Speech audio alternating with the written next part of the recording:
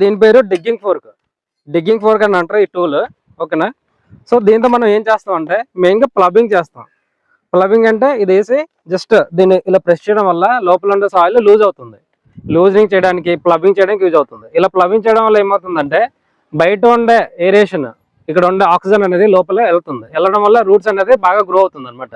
So మెయిన్గా ఈ ఫోర్క్ని ఎందుకు యూజ్ చేస్తారంటే హార్డ్ సాయిల్ని లూజింగ్ చేయడానికి యూజ్ చేస్తారు. ప్లబింగ్ మెయిన్గా ఎందుకు చేయాలి? జనరల్గా ఫార్మర్స్ దగ్గర చూసేవి నాగలి చూస్తాం, లేదంటే ట్రాక్టర్ ఉంటుంది. సో ఇలాగ ప్లబింగ్ ఎందుకు చేయాలంటే మెయిన్గా ఫార్మర్స్ దున్నే ముందు, అంటే సీడ్స్ వేసే ముందు దున్నుతారు. ఎందుకు చేస్తారు అలాగంటే సింపుల్గా చెప్పుకోవాలంటే, సైంటిఫికల్గా చెప్పాలంటే water is always evaporates from the soil through capillary pores. When we plough the soil it stops to evaporate. మనకు ఎప్పుడైనా సరే కింద సాయిల్లో కింద మాయిశ్చర్ ఉంటుంది, అది ఎప్పుడు కూడా ఎవాపరేట్ అవుతూ ఉంటుంది అనమాట. ఆ ఎవాపరేషన్ ని మనము ఆపాలంటే ప్లబింగ్ చేయడం వల్ల క్యాపిలరీ పోర్స్ అనేది క్లోజ్ అవుతుంది.